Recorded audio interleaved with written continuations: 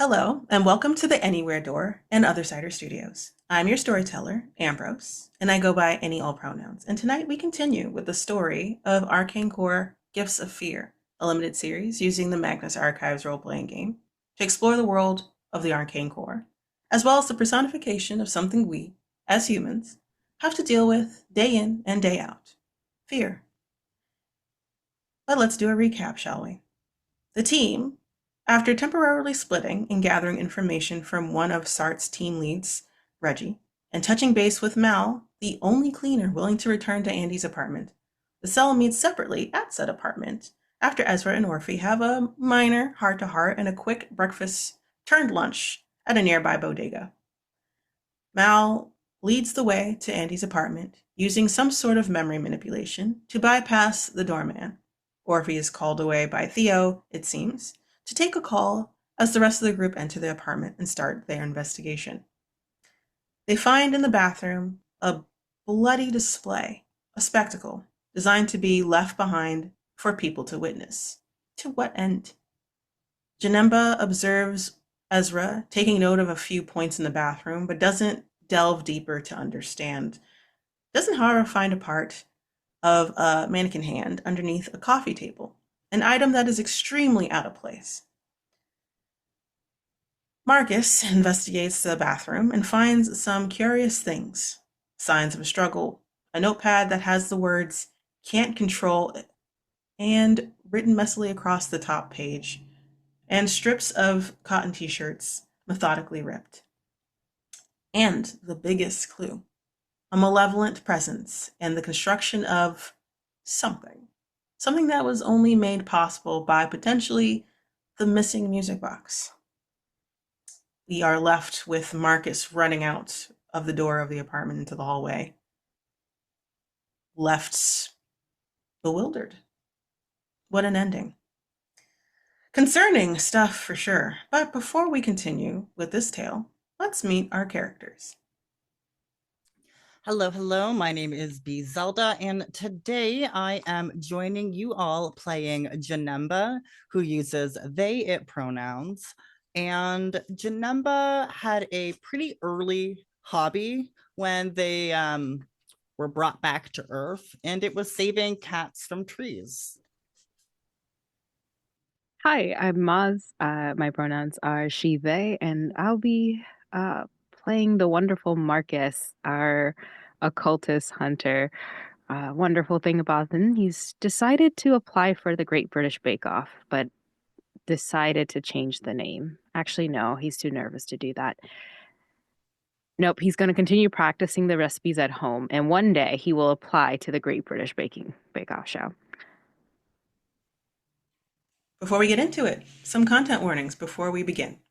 The series includes minor gore, body horror, frightening and intense scenes, dark themes, descriptive scenes of death, descriptive scenes of a dead body or a murder scene, potential character death, NPC death, feelings of being watched, mannequins, clowns, and other uncanny valley individuals, and spiders. And now, without further ado, let's continue.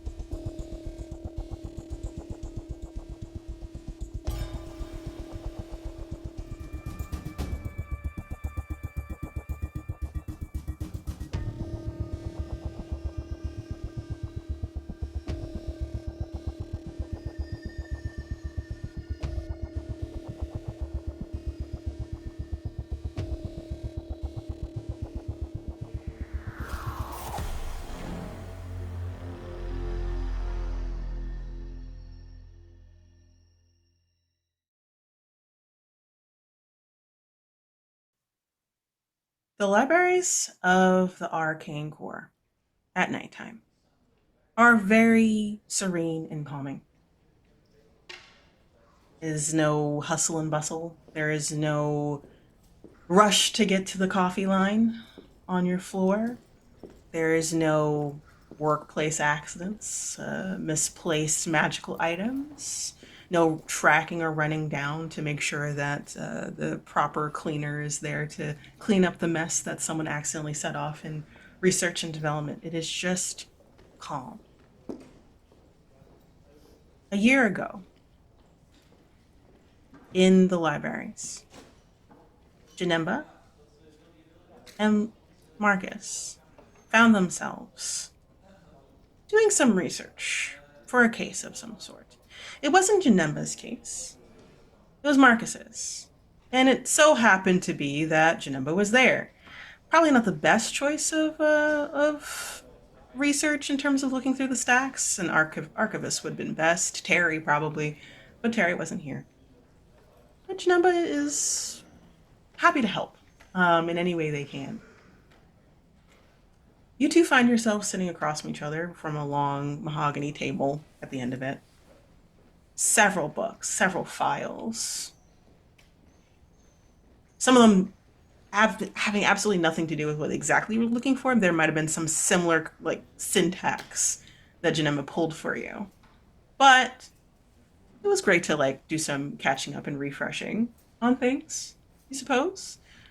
Eventually you did get to the exact files that you might have needed to help with your investigation. It's about like 8 p.m. There's coffee mugs on either side. I would say that they might be personal that you might have bought with you, or like just from the faculty rooms. Either way, and you found yourself, Marcus, deep into your search. These files are kind of like towering over you because you're crouched down, taking notes. Janemba, you're keeping Marcus company.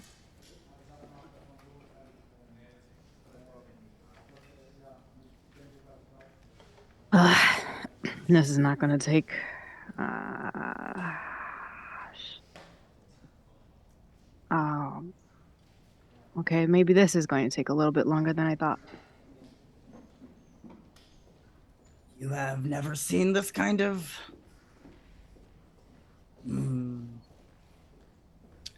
occultism before?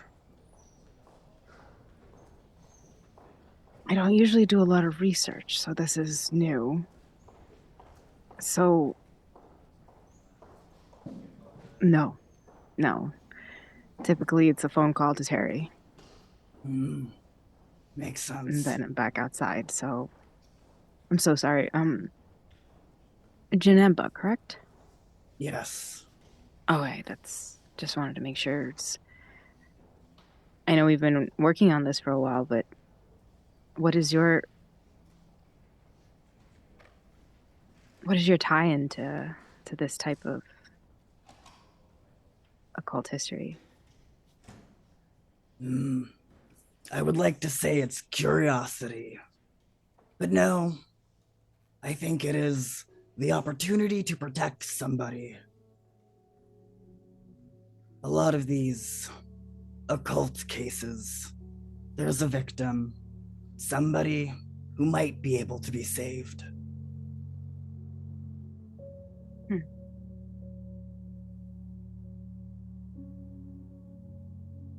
That's a great way to think about this. And how many you? people are touched by each case? I mean, I have never considered it numerically, but yes. They'll break the stack into a half and like equalize it between themselves. I feel like if we go through this with a couple of stories, then we could possibly pass the time a little faster. That is reasonable. But first, why? Why are you tied to the occult?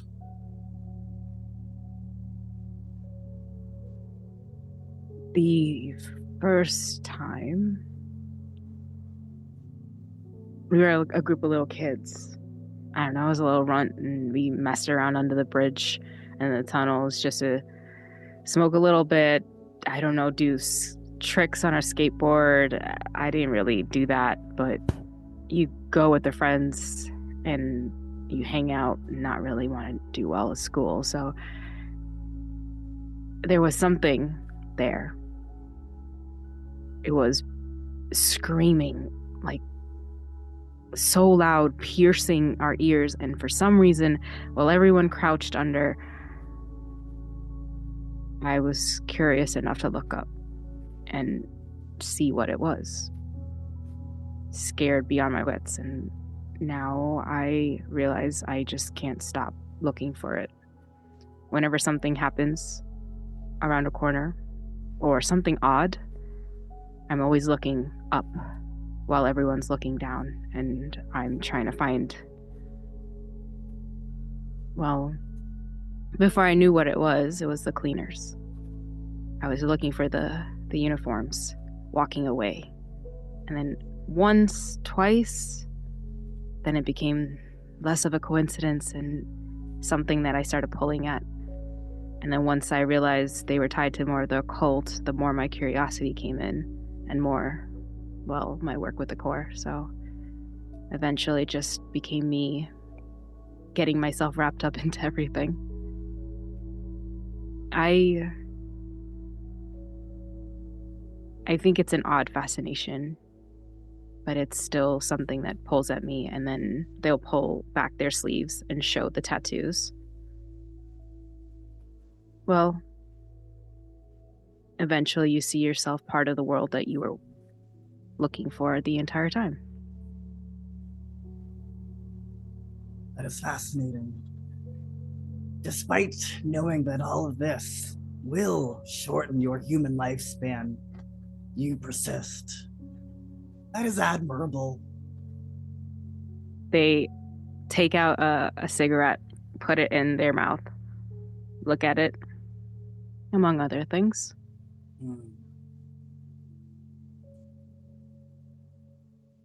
Let us continue. And Janemba looks down, tries to take a lot of old text, leather tomes, tries very, very hard with their massive hands and long nails to turn a page, and you just hear the sound of like ripping paper. And they close the book and push it back to you. Don't worry, that probably didn't have any important information. It never happened. Marcus, you smile at Janemba, like, regardless of like them being like 50% helpful, 50% like giving you something that kind of sounds similar to what you're looking for, but isn't quite hitting.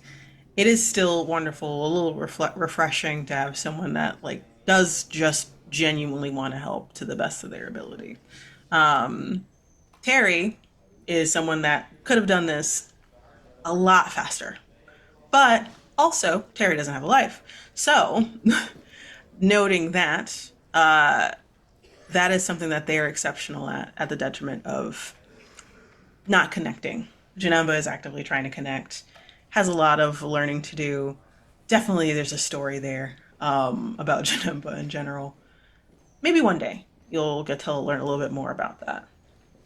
You find yourself glancing down at the task at hand. This is a smaller case, a cold one, that Terry did give you yesterday. You're deciding to like start picking up because you're not that busy. This is a case of someone named Matthew Knowles. You see a picture from the file. As you flip it back open, you look over the file, and you're greeted by dead green eyes looking off into space. They look waterlogged, pale, dark hair, and dressed kind of, I would say like a lawyer, or like someone like dressed business pro vibes, with a trench coat You knew this person to be a magician. A magician in terms of like not the street close up magic, an actual magician that worked in Calico Avenue. Um, he owned a hex and charm shop. He went missing recently. Well, not recently. He went missing 6 years prior, and all that was found was his body. The only person that knew anything about it, the person that now owns the store that he was in charge of, is his apprentice, Vanessa. Um, no one knows what happened to him, like at all. It could be he fell off into the water, someone tried to kill him and succeeded. Never was found out. This is someone that the Corps like used to reach out to regularly for assistance when it came to hexes and spells and charms, specifically anything having to do with the removal of curses or the undoing of memory rewrites. That's what they reached him out for. And you're stumped. You've been stumped. It's only been first day of your research, so. But that face, that waterlogged, distant face, like many other faces of people that you looked into, whether something Terry gave you or just in general in your work as a freelancer, it always stays with you. Even if like you forget the names or if you forget the actual case itself, details wise, you never really forget their face. It's just like a log in your brain, like a Rolodex of sorts. And then we transition to this haunted look of yours as you look down the hallway. Hallway in Andy's apartment building, present day. Following that thread, that feeling that your scan had showed you. It felt real. It felt haunting. You still feel that feeling of spoiled milk in your stomach of that presence. But it slowly fades as you realize that you're in the present now. What happened to Andy, whatever was made, whatever did that to Andy, is long gone. It wasn't present. There's nothing you can do to help or save or divert this part of the process.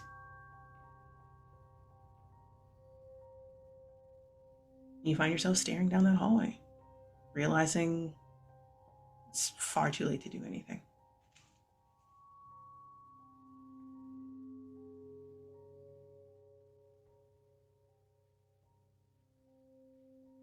Marcus has clenched fists and his jaw is really tight and he wants to hit the side of the wall so bad, but right before he does, he just holds it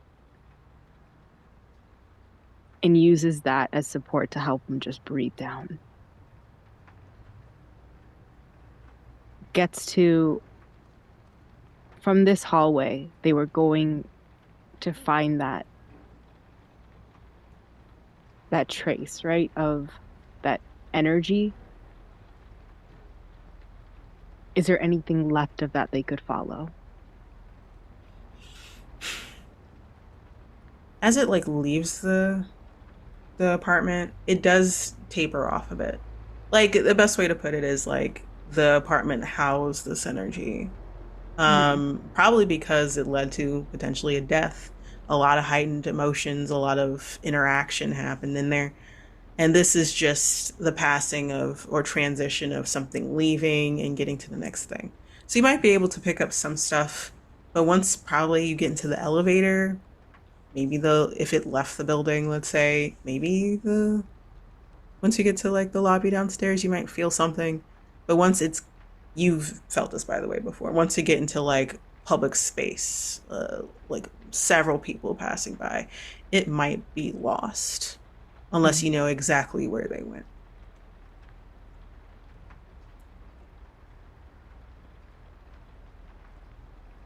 Has Janemba and everyone like come in, like following Marcus out?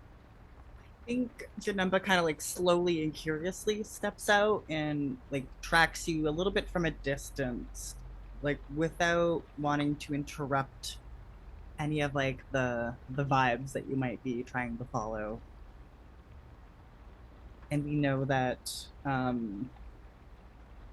who's in the bathroom trying to Ezra's in the that bathroom. is Ezra. Okay, yeah. Mal, the cleaner that like helped y'all get into the apartment in the first place, was standing by the door before it, like slammed open, and like walks and like leans against the other side of the hallway, very like casually, like, yes, you just busted out, like, oh, like this is a Tuesday for this guy. Um, uh, Hands like crossed over his chest. What's up?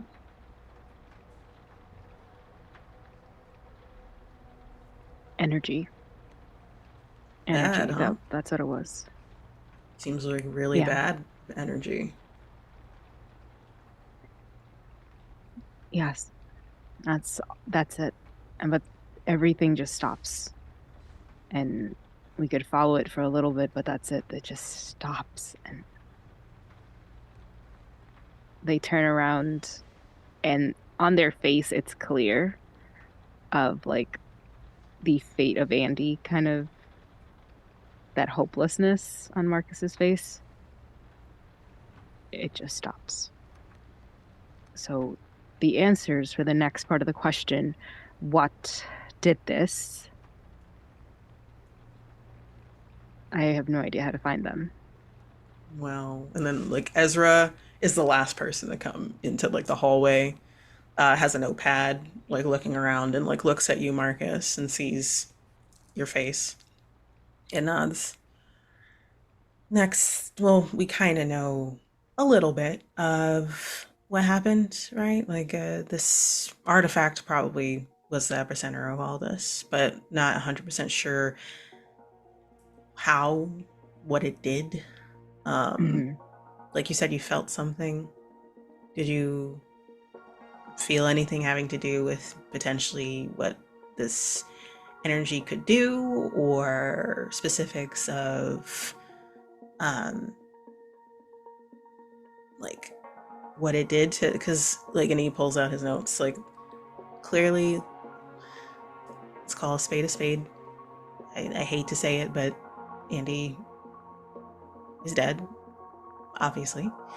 um May I pose a question? yeah. It seems like Andy may have been dead sooner than anticipated. Do others potentially agree? What do you mean? The mannequin hand that was found under the table, what exactly, like, do I have it in my possession? Mm-hmm. And it was moving. It was not moving. It was not moving. What did I It feel? was kind of out of place. Like it was. It's Yeah. like a thumb, like mannequin, like a thumb part of like a mannequin hand. The moving part noted probably is from what Marcus was feeling of like the audio waves, like the sound waves coming off of the music box, caused something to start mobilizing and moving, but you're not sure what those things are.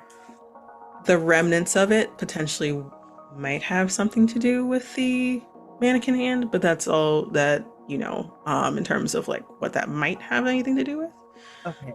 Marcus, although, has not fully stated exactly what they witnessed because it was a lot. Like, you know, like, how do you even break that down? Um, all they're worried about, or all he's worried about right now, is that was a really bad feeling that left. Interesting. Okay, thank you. You're welcome. Yeah, so Janemba will kind of like pull out of their pocket the thumb part of the mannequin hand. I have seen reanimations into inanimate objects. It's merely a suggestion.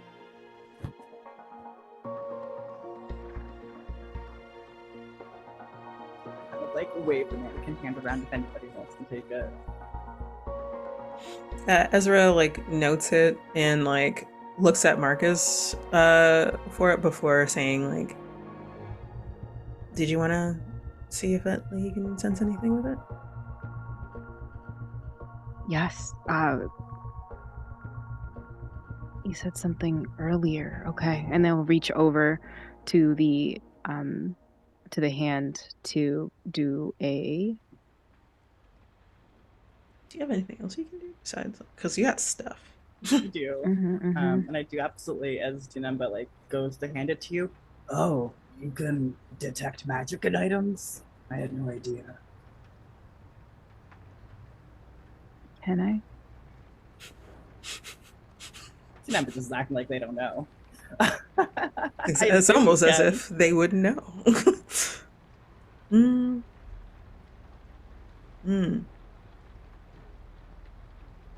You could. Do you want me to give you advice? Like, or like, do you want me to like point you? Yeah, that would be So, what you can do, obviously, you can do scan again if you wanted to, but like, you're just it's gonna kind of be muddled with everything else you just sensed in the area because it's a lot.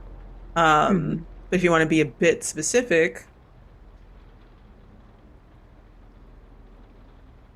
you can use peer beyond the veil, but that is going to induce stress. So that's the only other thing I can think of to like get something pointed at this particular thing only. I think seeing the feeling, the memory, everything coming together, they would want to get some answers that would peer beyond the veil a little bit, you know. Okay. So you activate peer beyond the veil. You have a edge of 2, so you only take 1 point away from intellect. And 3 stress, which will increase your stress level to 1. You just have to put 3 stress in, and it should automatically set you up. Yep. Can you read it for me? You become aware of supernatural activity that you couldn't otherwise perceive. You can see invisible creatures or objects and hear inaudible sounds within a short distance for 1 hour, and you can get a sense of any supernatural activities that have occurred within that area in the last 24 hours. Interesting.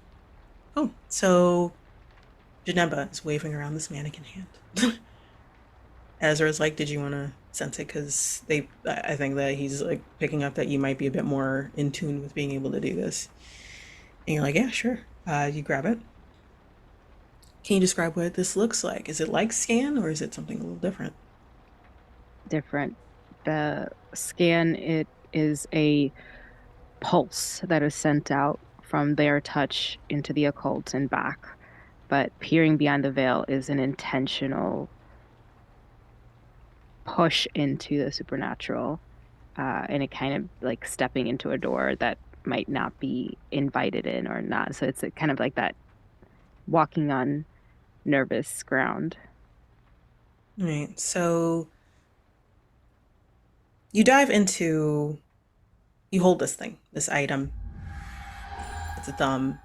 And it's like you're reaching out into the unknown that is tied to this object. And at first it starts to like recreate the rest of the hand for you visually. You can see like the fingers of the mannequin hand, something that you probably would see at like the windows of a department store kind of thing. And you're expecting to see it, you know, like go up and like make the arm and make the body of like a mannequin. But instead, like the arm keeps going and it gets longer. And then there seems to be different arms coming out of this arm as well. And some of them are sharper than others. And it looks like there's something like there is like just divisiveness. There's a sharpness to this being as it grows bigger and bigger. Multiple arms, multiple bodies. Amalgamation is the vibe you're getting of multiple things, not just a mannequin, but similar parts, perhaps. Some things made for the intention to cut and slice and butcher. Other parts are meant to just be the structure, the body, to hold it up. And you feel your eyes, though you know that this isn't really here with you. You can still feel its presence. It's towering over you, this thing, this shadow of whatever it is. You see empty sockets of a mannequin glowing, towering over you. It hits the ceiling of the hallway. Possessive crouching, you're getting the vibe of. Too long-limbed, too big. And then it's gone. They come out of it as if they're just shaking for a second and repeating back forth, like two limbs, like every detail that they saw. It's gone. Ezra looks horrified. What the fuck? You're saying I was incorrect. Was I? Yes, that is not a reanimated corpse. It is beautiful and horrifying. Beautiful, debatable, horrifying, abso-fucking-lutely. Looks at Mal. Can you, we're gonna do a little bit of a wrap-up just to do a clear, I don't know where Orphe is, and then at that moment in time, all of y'all phones go off at the same time. Like Ezra like reaches for his phone and looks and then raises an eyebrow. Janepa's reaching everywhere like to look for the they phone. kind of answer it. Mm-hmm. They're just pressing the button over and over. Why can never accept call. It wasn't a call. It was like a text. Like it was just like it was a well, just to be funny, Ezra looks at both of you as y'all are like trying to figure it out. Like y'all came from several stone ages prior, and just him and Mal look at each other, and then he like looks down and clicks on it, and then like scrolls. Theo called Orphe back for something. Said not to worry, like everything's fine. They'll meet us later at the core, or wherever we decide to meet up with them, I guess. This will be to exchange our information, share what we have learned. Yeah, I hope everything's okay with Orphe, I guess. They literally told me not to go off by myself, but here we are. Right in front of my face, immediately regretting their words. Like he says, like staring off into the distance. But we should do some wrap up. We haven't checked. I think there's like maybe one more area to check, and then we can like, synthesize what we found, I suppose. Yes, we will. Before we do any like walks in, Mal goes in and leaves the door open for both of you before like closing it so that y'all can finish doing what you're doing. Bathroom. Couple of notes there if we want to do a little quick like touch base. There are like sigils. I say sigils like very loosely. I've never really seen them before. They're very well hidden because it's bloody as all hell. But there are notations, like a few. I'm not sure what their purpose is because from what I can tell, they don't really line up with any sigils I know of. Maybe you might know, Marcus or Janemba or something. Have you noted them in any form of documentation? Like in shows they're like the sketches that they made of each point that they were like pointing out. You didn't see them, but like maybe he like got in to look at them.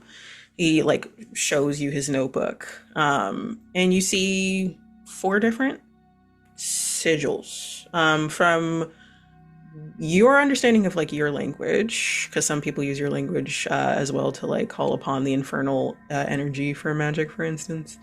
And it doesn't look like that. It doesn't look like any magic you know of, but you're not well versed in a lot of the other sigils, though, or similar like markings that could be called upon for magic. But you're not like fully like magically inclined either in terms of like the intellectual part of things. So I will say you don't have to roll for this because like, no, that doesn't. I just don't know. You just don't know. Like you're just like, As nah. a demon, I don't do the summoning. I get summoned. I get summoned. I am bought in by magic. I don't do the magic thing. Never gonna see me drawing on the ground. I don't do that. But Marcus, like as like Janemba takes it, if you want to look at it, you can. What was it that Marcus could do again? If you wanted to like do any rolls to like find out anything about what as our sketch in terms of those sigils in the bathroom. Yes.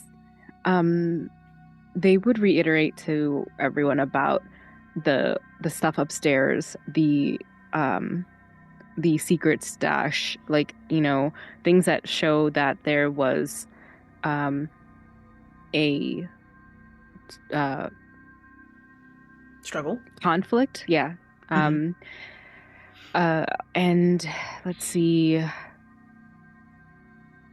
Marcus has a lot of tattoos, and I, both player and Janemba, don't know what those correlations could be, but like I don't know if like you can do anything with that kind of power to discern these sigils.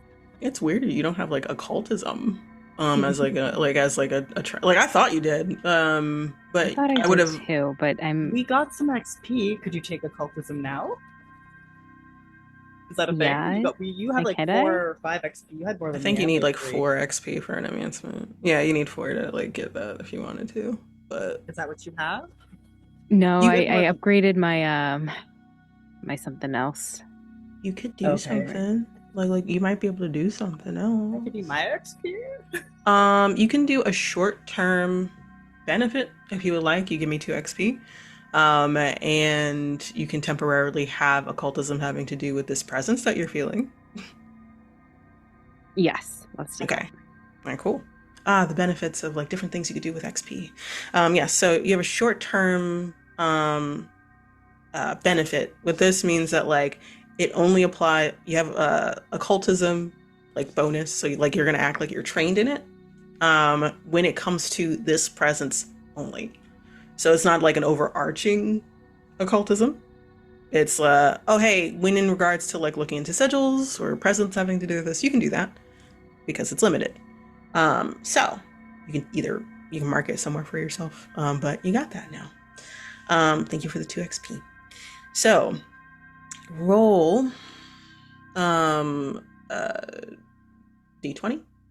You're like gonna be applying this to like intellect, I suppose. You're not taking anything. It's just like, hey, go for it. If you ever needed to like is it plus the 16? No, sorry, my bad. You're gonna roll the. I actually need to give you a task level. That's the important part. This is at a level 5, so you need to be 15 or higher. But you're trained in it, so it went down a level, so it's 4. Well, actually, no, your stress is 1, so it is 5 still. Sorry. So it's still 16? No, you still need to just be 15 for your roll. Oh. Okay, I rolled a 16, sorry. Oh, you... That's why I was like 16 plus 16. I was like, wait, that's a lot of big numbers. So no, you are good. You got a 16, you be 15, you're good. You look at the sigils. You kind of look over Janemba's arm, shoulder, the best of your ability to look at this. And it's a little trippy. Like you saw something pretty intense just now, actually.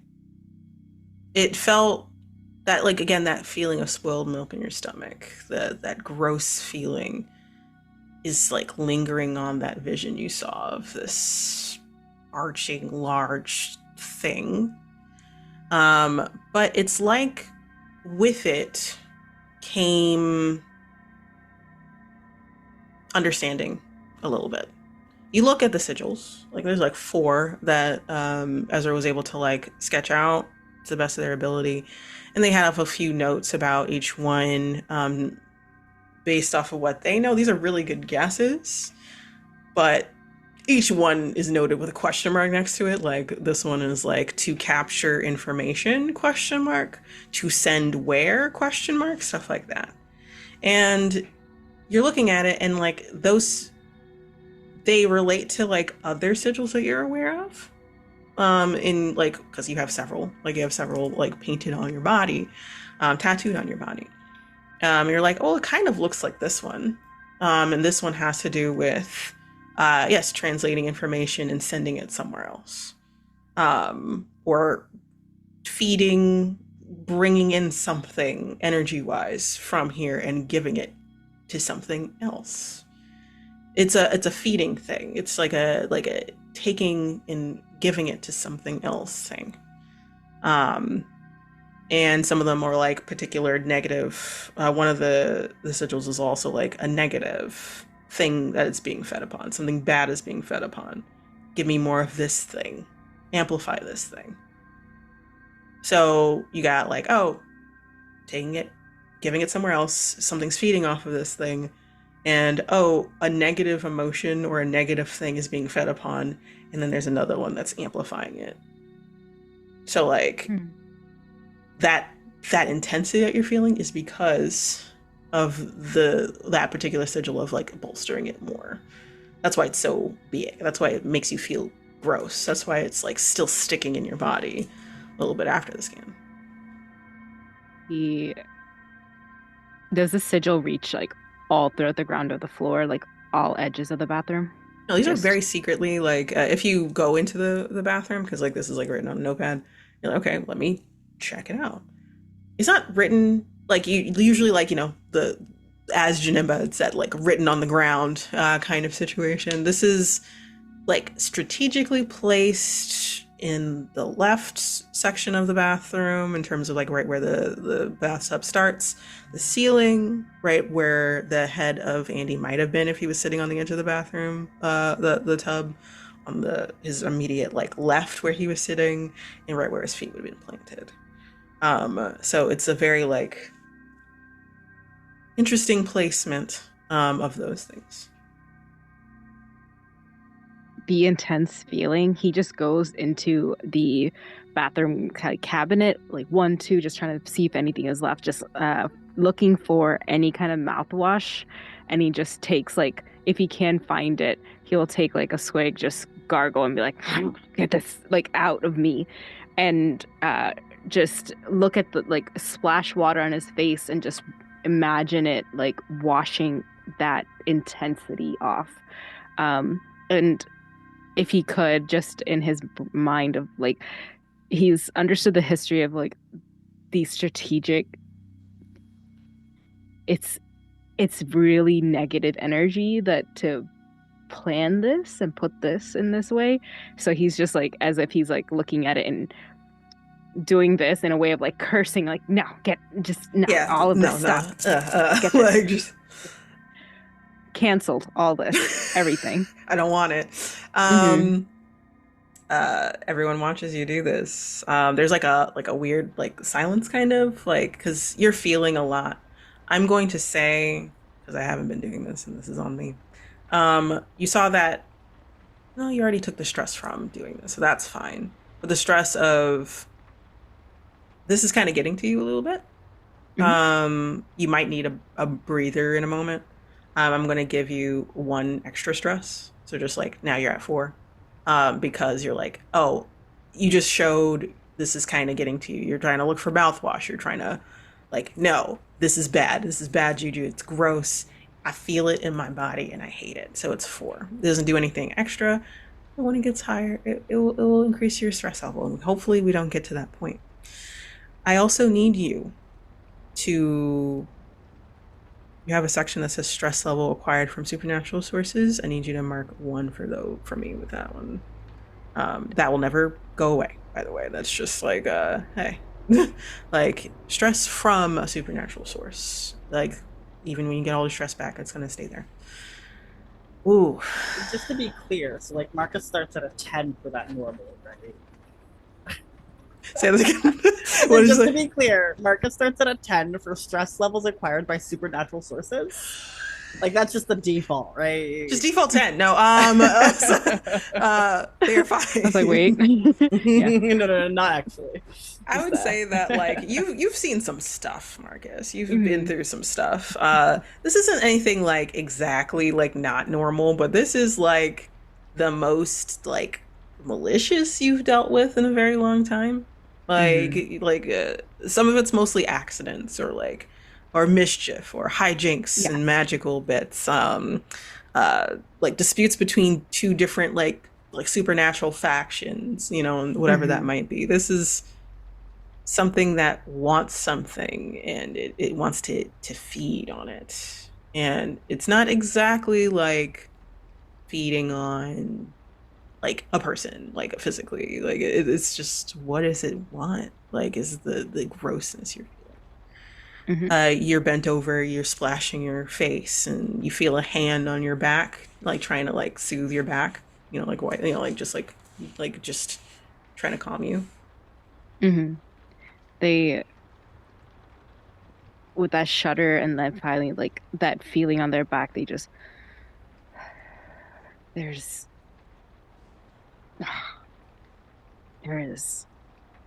no words that I could give to this. This is just more than enough. And like whisper, just poor Andy. You turn and you see it's Ezra that's like kind of soothing your back, and that same expression of like kind of poor Andy, the feeling that you're feeling, he's kind of mirroring what you're feeling. You probably are, because of the nature of your magic, you're feeling it more than everybody else because you know that grossness took him, but they didn't see it. They don't feel it. They understand it. Janemba. You see like these two, like they're in the bathroom, and you're like, okay, well, not exactly what I thought it was. Still not great though. And then, like before I say anything, before I do anything, can you roll tracking for me? What's my target? You'll find out in a second. You want me to tell you what I got before you tell me? Tracking is intellect, so is there anything? The level you're trying to hit is level 3, so 9. Okay, I rolled a 13. Perfect. Lucky 13. You're focusing on them, and then like kind of subconsciously in the back of your brain, because this is something that you do kind of like passively all the time. Like you're actually learning to not do this because you're trying to switch over to like fully to be like a seeker, honest and true.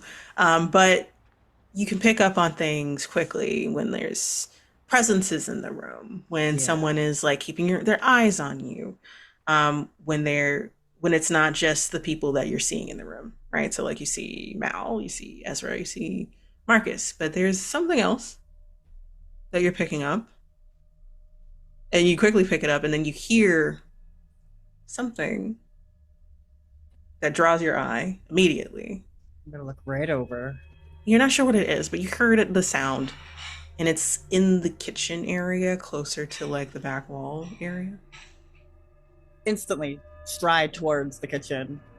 This is in the bathroom. Marcus has Ezra in that moment. Janemba is not really great at physical sensitivity. It's just difficult, so they know better than just to go do something else. And that sound is the perfect distraction.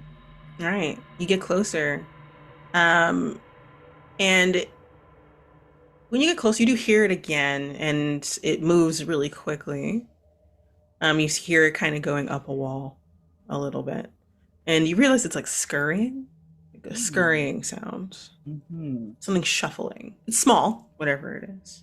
You can't like in your brain, you can like imagine that like it's potentially the size of like well, maybe not your palm because like your hand is huge, Mhm. but like a normal person's palm, like or whatever, or maybe a little smaller, like maybe a rat or like a mouse, or like that's Yeah.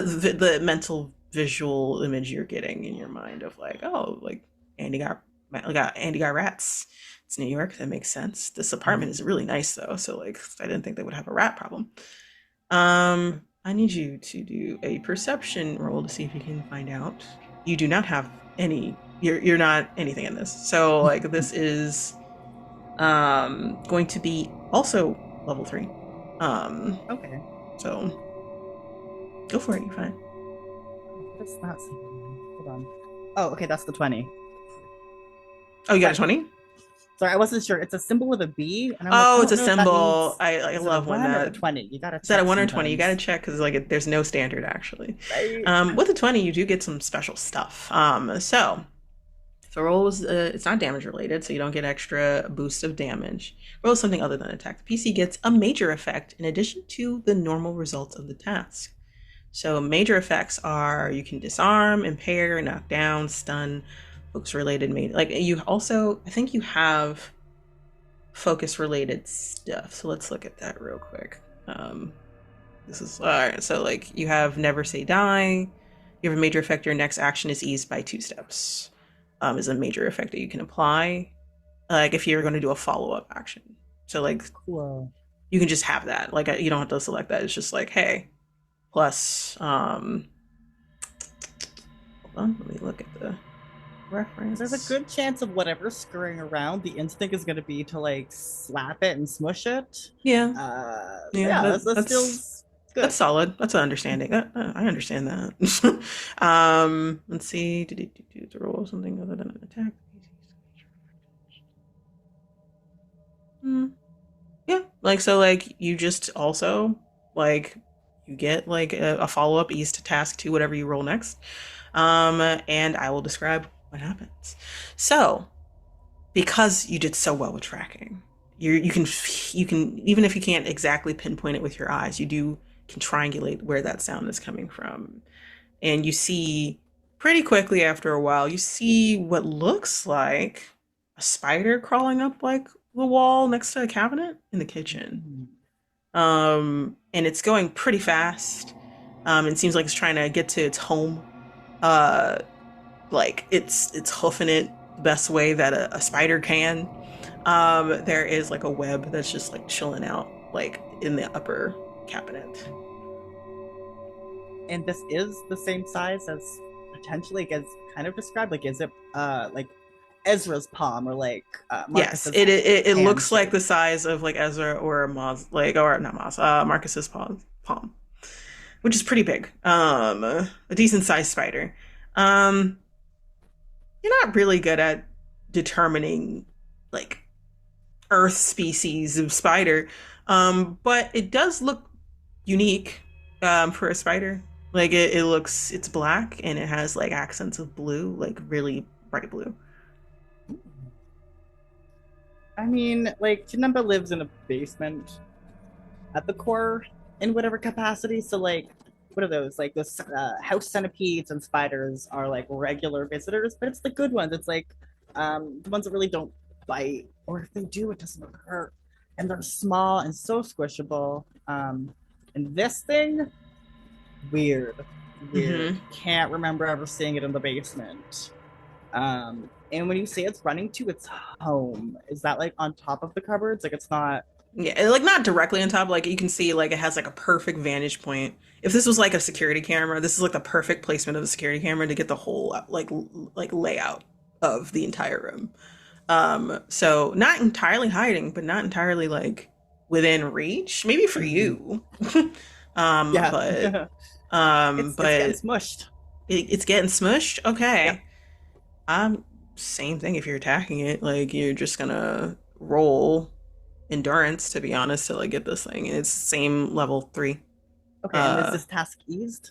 Or can I ease It's this task eased by 2 2? tasks, yeah, so like you just have to get a 3 or higher now.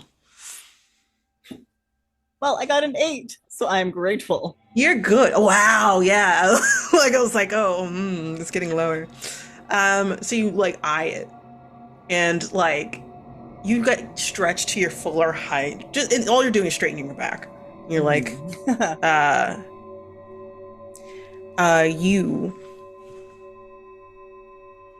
eye this thing when it finally gets to its home, and it like settles, and then it looks at you. You can see those eyes, like you hate it because you can see the gloss over the eyes, several of them.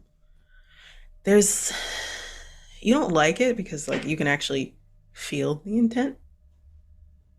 It's piercing, malicious. It's a spider. like what? Mm-hmm. And it just ugh. And you lift your hand, like your big meaty palm, and you slap down on it. You hear like a satisfying crunch, splatter against the wall. Like there's a shake to the wall too. And Mal's like, Jesus Christ. What are you doing? What happened? There was a spider. Oh, why are you fucking with spiders? Spiders weren't fucking with you. They pull their hand away. It was larger than acceptable for a spider. That doesn't mean anything. Like those things like take care of like all the fucking flies and shit. Like it wasn't bothering you. Never shows Mal their hand. Do you see spiders like this? What are they? He like looks at like the splatter, and you look down too, and it's just you see like the legs, like it's like right, and then, like you see innards of a spider, right, and stuff like that. Right, like I'm making Inside myself on the outside now. Yeah. And he like looks at it. He's like, Jesus fucking Christ, that's huge as fuck. I don't know what it was, because like all I got is like the legs and the innards now, but not used to seeing a spider that big in New York. I will keep it. You'll keep it? Yes. And Janeba turns to start rummaging around, looking for like with the intent to find a Tupperware container, but we'll settle for some kind of plastic bag. I'll go with a Tupperware container. I like the idea of a Tupperware container. Like it's like one, like it's just like perfectly sized to put the dead carcass of this spider in, and you're just like rummaging, and then you pull out a Tupperware container, and you just scrape it in. Yeah. Just as Marcus and Ezra come out and like stare at you doing this, and they're like, "What are you doing?" I was ridding this place of insects. Like, right. Well, we got a good start with stuff, I think. I think we can like, unless like there's anything else we wanted to do, we can head back. Was there not one more room to look into? I think it was just the kitchen. Like, did you want to like check out the kitchen? I found the spider. A spider. Yes, we should investigate the kitchen. Okay. Yeah, we can do that. Like looks at Mal. Why do we need to take the spider with us?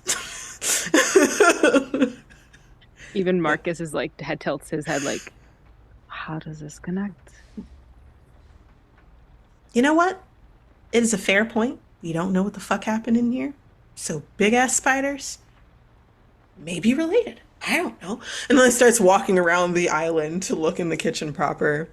And y'all do. Like y'all quickly look at the remainder of like the living space and plus the kitchen.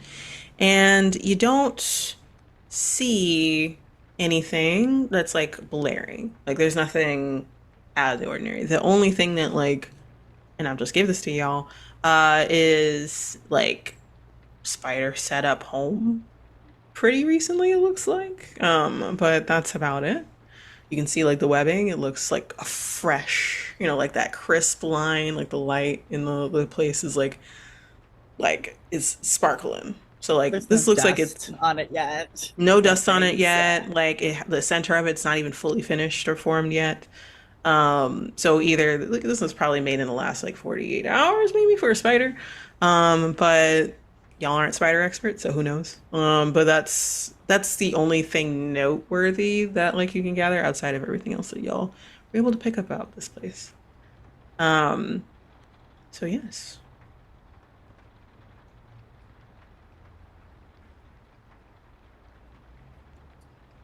Very well. We may exit this place. Okay. Back to the core then. Um, let's brainstorm about stuff and hopefully Orphe can meet with us later. Yes. Yeah, that would be best. Are you gonna be okay, Marcus? I'll be fine. This is just, and they'll, as everyone's leaving, he will look behind himself, like, and just scan, not like an actual, but like just his eyes glazing over what has happened in this room and this home where someone who they've not personally worked with, but worked with, as a part of the Corps has lived and ate food and experience, will turn back to Ezra. Just, I'll be fine. All right. Like we can take it a little easy when we get there. Like we'll just set up shop in the room and we can do a whiteboard about it or something. That would be good to list everything all Yeah. together for Orphe too. Mm-hmm. Absolutely. Yeah, let's head out. Adjust that y'all gather whatever y'all need. Do your last bit of notes. Mal opens the door for you and does like a very grand gesture of like whooshing you out. Trying to like add some light humor, essentially. But that feeling still is with you.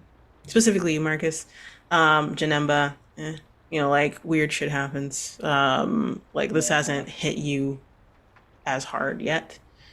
Ezra is looking a little disturbed, but hasn't felt the same feelings quite yet. And you'll leave. Mal looks around in the room to make sure there's nothing left behind, closes it, and there's a moment of silence settling over the apartment now that it's empty. And just before we pan away, we see at the top of the cupboard, right where that spider web was, a few legs start peering out over the edge of it. Those glossy black eyes peering out as well.